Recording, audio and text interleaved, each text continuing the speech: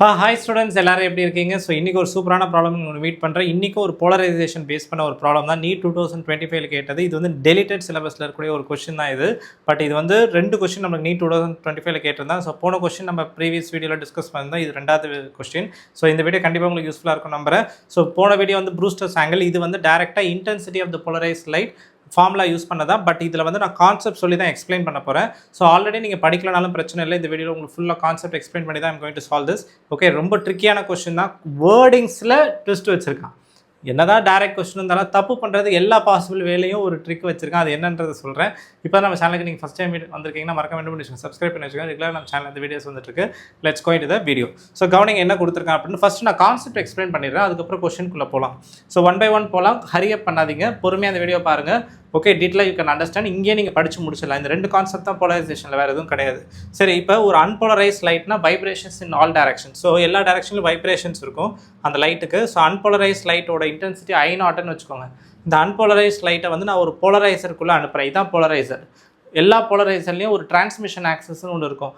அது வழியாக லைட்டை உள்ளே அனுப்பணும்னா எல்லா டைரக்ஷனில் இருக்க வைப்ரேஷன்ஸ் எல்லாமே டிஸப்பியர் ஆகிட்டு வெறும் ஒரே ஒரு vibration along the transmission access எந்த டைரக்ஷனில் இருக்கோ அந்த வைப்ரேஷன் மட்டும் வெளியில் வரும். ஸோ அன்போலரைஸ் லைட்டை நம்ம டிரான்ஸ்மிஷன் ஆக்சஸ் வழியாக அனுப்புகிறோம். That is polariser. இதுதான் போலரைசர். இதுக்குள்ளே அனுப்புகிறோன்னா இன்டென்சிட்டி வந்து I0/2 மாறிடும். It's a direct result. இது வந்து ஒரு போலரைஸ் லைட். ஒரே ஒரு வைப்ரேஷன்ஸ் இருக்குல்ல, இது வந்து போலரைஸ் லைட்.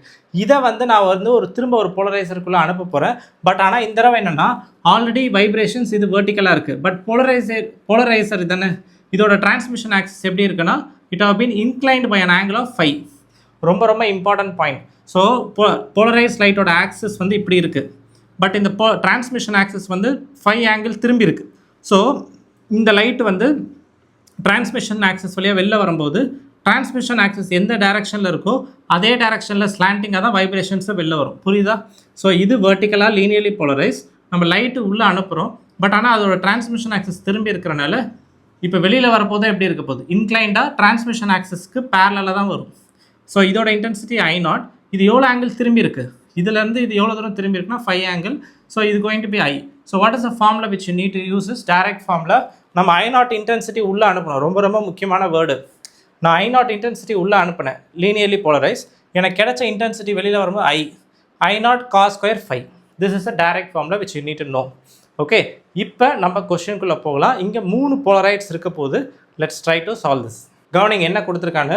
2 லைன் கொஸ்டின் தான். பட் நல்லா பெரிய ட்விஸ்ட்டாக வச்சுருக்கான். உங்களுக்கு ஆல்ரெடி அவேராக இருந்தால் ரொம்ப ஈஸியாக பண்ணியிருக்கலாம் இது. கவனிங்க. So intensity of transmitted light when a polarizing sheet placed between 2 crossed polarites. இந்த வேர்டை புரிஞ்சுக்கிட்டாலே நீங்கள் ஃபஸ்ட்டு அண்டர்ஸ்டாண்ட் பண்ணுறீங்கன்னு அர்த்தம். Intensity of the transmitted light என்னன்னு சொல்லி கேட்குறான். எப்போது டிரான்ஸ்மிட்டட் லைட்னா அந்த வெளியில் போலரைஸ் விட்டு வெளில வரும்போது என்ன டிரான்ஸ்மிட்டட் லைட், அதுதான். when the polarizing sheet placed between 2 crossed polarites. இதுக்கு என்ன meaning? You need to understand. Think பண்ணுங்கள். அதாவது 2 போலரைசட் ஷீட்ஸ் இருக்குது, 2 crossed polarites இருக்குது. அதுக்கு என்ன அர்த்தம்னா 2 போலரைட்ஸ் 2 crossed polarites சொல்கிறோம். அதுக்கு என்ன அர்த்தம்னா ஒரு போலரைட் இப்படி டிரான்ஸ்மிஷன் ஆக்சஸ் இருக்குன்னா இன்னொரு போலரைடோட ஆக்சஸ் இப்படி இருக்குன்னு அர்த்தம். What does it mean is they are 2 transmission axis are perpendicular. இதுக்கு பேர் தான் கிராஸ்டுன்னு அர்த்தம். போலரைட்ஸில் கிராஸ்டுனா it means like this. Okay, you are able to understand I think. Okay, கவனிங்க.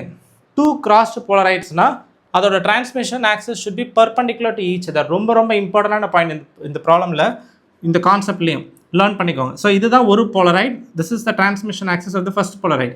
இன்னொரு போலரைட் இருந்துச்சுல 2 crossed polarites சொன்னேன். ஸோ ஒரு போலரைட் ஆக்சஸ் இப்படி இருக்குன்னா இன்னொன்று எப்படி இருக்கணும்? ஒன்று இப்படி இருந்தால் இன்னொன்று இப்படி இருக்கணும். Such that it's having what? இது இப்படி இருக்குது, பட் இது ஹாரிசான்டல் இருக்குது. That is making an angle of 90 degree. So இதுக்கு பேர் தான் crossed polarites-னு அர்த்தம். ஃபஸ்ட்டு இதில் நீங்கள் கிளாரிட்டி ஆகிடணும். இப்போ அதுக்கப்புறம் என்ன சொல்லியிருக்கான்? when a polarized sheet placed between 2 crossed polarites. இப்போ இந்த 2 crossed polarites இருக்குல்ல, இது ரெண்டுத்துக்கும் நடுவில் நம்ம ஒரு போலரைசிங் ஷீட் வைக்கிறோம். Don't get confuse. எல்லாமே ஒன்று தான். போலரைசிங் ஷீட்னாலும் ஒன்று தான், போலரைட்னாலும் ஒன்று தான். Is that clear? போலரைசிங் ஷீட்னாலும் ஒன்று தான், போலரைட்னாலும் ஒன்று தான். கொஸ்டினில் don't get confuse. So 2 crossed polaritesனால் என்னன்னு சொல்லி பார்த்துட்டோம். they are going to be 90 degree with each other. அது வந்து placed between, அப்போ 2 crossடுக்கு நடுவில் ஒரு போலரைசிங் ஷீட் வைக்கிறான். அதுலேயும் டிரான்ஸ்மிஷன் ஆக்சஸ் இருக்கும். எவ்வளோ ஆங்கிளில் inclined ஆகிருக்கான்? at 22.5 degree from the polarizing axis of one of the polarites. So 2 crossed polaroids இருக்குல்ல, அதுக்கு ஒரு நடுவில் ஒரு போலரைசிங் ஷீட் வைக்கிறோம். அது வந்து எவ்வளோ ஆக்சஸ் இருக்குது, 22.5 டிகிரி ஆக்சஸில் இருக்குது, இன்க்ளைண்டா. Okay, so that's what they are saying. I0 is the intensity of the polarized sheet after passing through the first polaroid. So first போலரைடை தாண்டினதுக்கப்புறம் எவ்வளோ இன்டென்சிட்டி இருக்குன்னு கொடுத்துட்டான், I0. ஃபஸ்ட்டு போலரைடை தாண்டினதுக்கப்புறம் அதில் என்ன லைட்டாக இருக்கும், இங்கே தானே பார்த்தோம், ஒரு அன்போலரைஸ் லைட் போலரைடை தாண்டினதுக்கப்புறம் இது பிளெயின் போலரைஸ்டாக மாறிடுது, சிங்கிள் வைப்ரேஷன். இது ஆல்ரெடி போலரைஸ்ட், திரும்ப இது லைட்டு போலரைட் வழியாக தாண்டும் போது திரும்ப இதுவும் பிளெயின் போலரைஸ்ட். அதாவது என்ன விஷயம்னா அவங்க what you need to understand is I0 is the intensity of the polarized light after passing through the first polarize. So first போலரைட்ஸை கிளாஸ் பண்ணதுக்கப்புறம் அது போலரைஸாக மாறிடும், அன்போலரைஸ்டாக இருக்காது. That is point I want to say. So first போலரைட்டை தாண்டதுக்கப்புறம் I0 intensity which is polarized one, அதுதான் நீங்கள் புரிஞ்சுக்கணும். ஸோ அவன் கொஸ்டினில் என்ன கொடுத்துருக்கான்னு பார்க்கலாம். இது புரிஞ்சிருக்கும்னு நினைக்கிறேன். கிராஸ்டு போலரைட்ஸ்னால் 90 டிகிரி. இப்போ இதோ இருக்கு பாருங்கள், இது 1, இது 2. இந்த 1 and 2 தான் கிராஸ்டு போலரைட்ஸ். ஓகே, இப்போ இந்த ஃபஸ்ட்டு போலரைட்டை தாண்டினதுக்கப்புறம் என்ன இன்டென்சிட்டி இருக்குன்னு கொடுத்துருக்கா. இனிஷியலி நம்மளுக்கு ஒரு அன்போலரைஸ் லைட்டு கூட இருந்திருக்கலாம், நான் சொல்கிறது புரியுதா.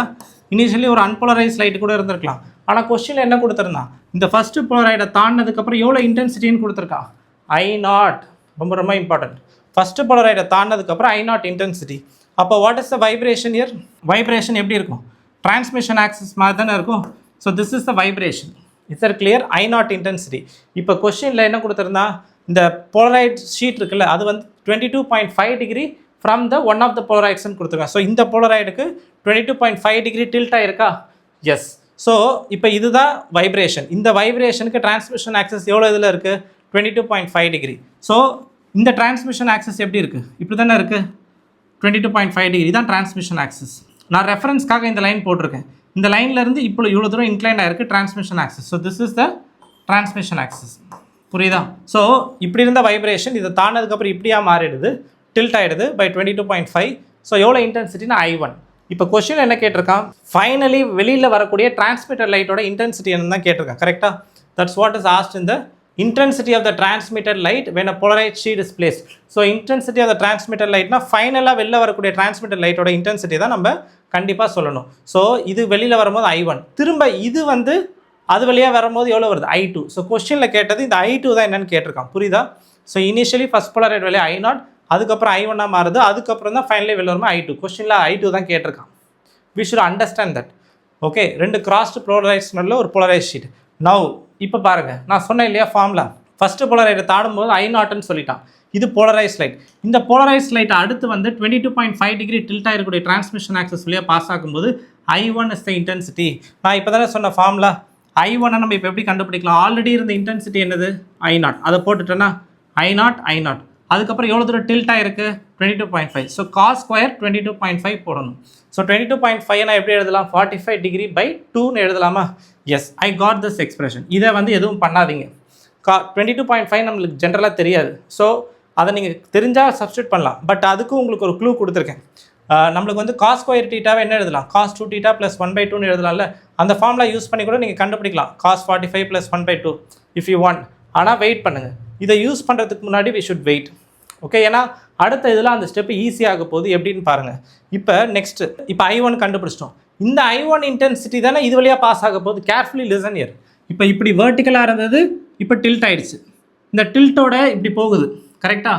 இப்போ உள்ளே என்ட்ரானதுக்கப்புறம் டிரான்ஸ்மிஷன் ஆக்சஸ் எப்படி இருக்குது, come on, how is the transmission access, இது இப்படி போகுது. பட் டிரான்ஸ்மிஷன் ஆக்சஸ் இப்படி தானே இருக்குது, 90 டிகிரி. ஸோ நல்லா கேர்ஃபுல்லி 1 by 1 பாஸ் பண்ணி கூட, ஸ்க்ரீனை பாஸ் பண்ணி கூட நீங்கள் திங்க் பண்ணுங்கள். இனிஷியலி இப்படி வந்துச்சு, இப்படி வந்ததுக்கப்புறம் டிரான்ஸ்மிஷன் ஆக்சஸ் டில்ட் ஆகிருக்கனால போலரைஸ் லைட்டும் என்ன ஆகிடுச்சு, டில்ட் ஆகிடுச்சு. இப்போ இந்த போலரைஸ் லைட் திரும்ப இங்கே போகுது, கரெக்டாக. பட் ஆனால் இந்த தடவை டிரான்ஸ்மிஷன் ஆக்சஸ் எப்படி இருக்குது, 90 டிகிரி. ஓகே, ஆல்ரெடி இதுவும் இது ரெண்டும் கிராஸ்டு போலரைட்ஸ் தானே, 90 டிகிரிக்கு இப்படி இருக்குது. ஸோ இப்போ வெளில வரக்கூடிய லைட் எப்படி வரும், டிரான்ஸ்மிஷன் ஆக்சஸ்க்கு ஏற்ற மாதிரி it's going to come like this, புரியுதா இல்லையா. I2 இன்டென்சிட்டியோட வெளில வரும். ஸோ இந்த டிரான்ஸ்மிஷன் ஆக்சஸ்க்கு பேரலாக இந்த final light ray is there. Now the point is, கவனிங்க, இப்போ இந்த இடத்துல தான் கேர்ஃபுல்லாக இருக்கணும் நம்ம. திஸ் இஸ் I1, இது I1 இருக்கா, ஆல்ரெடி வேர்ட்டிக்கலாக இருக்கிறது 22.5 டிகிரி. இது எவ்வளோ, 90 டிகிரி. இது வேர்ட்டிக்கலுக்கும் ஹாரிசான்டலுக்கும் 90. ஸோ எவ்வளோ ஆங்கிள் இருக்குது டிரான்ஸ்மிஷன் ஆக்சஸ்க்கும் இன்சிடென்ட் லைட்டுக்கும். So 90 - 22.5. You should understand that. இதுவும் 90, ஸோ இதுதான் இதுக்கும் டிரான்ஸ்மிஷன் ஆக்சஸ் இருக்கக்கூடிய ஆங்கிள் தான் நம்ம ஃபார்முலாவில் சப்ஸ்டியூட் பண்ணணும் கரெக்டாக. அந்த பிளெயின் ஆஃப் லைட்டுக்கும் அந்த லைனுக்கும் டிரான்ஸ்மிஷன் ஆக்சஸ்க்கும் 90 மைனஸ் 22.5. ஸோ இப்போ கேர்ஃபுல்லி லிசன் இயர். எவ்வளோ இன்டென்சிட்டியோட என்டர் ஆகுது லைட்டு? I1 இன்டென்சிட்டியோட என்டர் ஆகுது இந்த போலரைட்ஸ். அப்படி என்டர் ஆகும்போது வெளியில் வரும்போது I2ன்னு வருது. அது எப்படி எழுதணும்? ஸோ இன்சிடென்ட் ஆன இன்டென்சிட்டி வந்து I1. ஸோ எப்படி போடலாம்? I1 இன்ட்டு காஸ் ஸ்கொயர் எவ்வளோ ஆங்கிள் நம்மளுக்கு 90 மைனஸ் 22.5 டிகிரி தானே. So what you need to substitute? Cos 90 minus 22.5 degree நம்ம என்ன எழுதலாம்? சைன் 22.5 டிகிரின்னு எழுதலாம்ல. It's a simple formula. Sir இது காஸ் ஸ்கொயர் இருக்கே sir, don't worry about this. அதை காஸ் ஸ்கொயரை நம்ம எப்படி எழுதலாம்? இப்படி எழுதலாம்ல. இங்கே இருக்க ஸ்கொயர் இங்கே எழுதலாம்ல. Yes I can write. அப்போ காஸ் 90 மைனஸ் 22.5 சைன் ஸ்கொயர் 22.5ன்னு எழுதலாம். அந்த I1 இருக்குது, இந்த I1 ஆல்ரெடி கண்டுபிடிச்சி வச்சிருக்கலாம், அதை எடுத்து இங்கே சப்ஸ்டியூட் பண்ணுங்கள். சப்ஸ்டியூட் பண்ணால் என்ன வரும்? I0 cos square 45/2 sine square 45/2. இப்போ நம்மளுக்கு இந்த எக்ஸ்பிரஷன் வந்துருச்சு. இப்போ நான் நெக்ஸ்ட் என்ன பண்ணணுன்ற பாருங்கள். இப்போ if I have the choice I can use sine square theta as this formula to get substitution 1/√2 அந்த மெத்தடும் போடலாம். இல்லை சார் எனக்கு அதோட ஈஸியாக ஒரு மெத்தட் சொல்லுங்கள். ஏன்னா சைன் ஸ்கொயர் 45/2 காஸ் ஸ்கொயர் 45/2 ரெண்டுத்துக்கும் ஃபார்முலா கொடுத்துருக்கேன். You can use and find the answer. Okay, but அதெல்லாம் எனக்கு வேண்டாம். எனக்கு ஈஸியான மெத்தட் சொல்லுங்கன்னா கவனிங்க. இதில் வந்து நான் என்ன பண்ண போகிறேன்? மல்டிப்ளை பை 4 டிவைடட் பை 4 பண்ண போகிறேன். நான் என்ன பண்ண போகிறேன்? இந்த எக்ஸ்பிரஷன் இருக்குல்ல, இதில் டிவைடட் பை 4 மல்டிப்ளை பை 4 நான் பண்ண போகிறேன். சார் ஏன் சார் இது பண்ணுறோம்? நம்மளுக்கு ஒரு ஃபார்முலா தெரியும்ல, sin 2θ ஃபார்முலா என்னது? 2 sin θ cos θ அப்படின்னு சொல்லி ஒரு ஃபார்முலா தெரியல. அதுதான் நம்மளுக்கு இங்கே inspiration. So 2 sin θ cos θ that is இங்கே ஒரு ஸ்கொயர் இருக்குது, இங்கே ஒரு ஸ்கொயர் இருக்குது, இது 4ன்னு இருக்குது.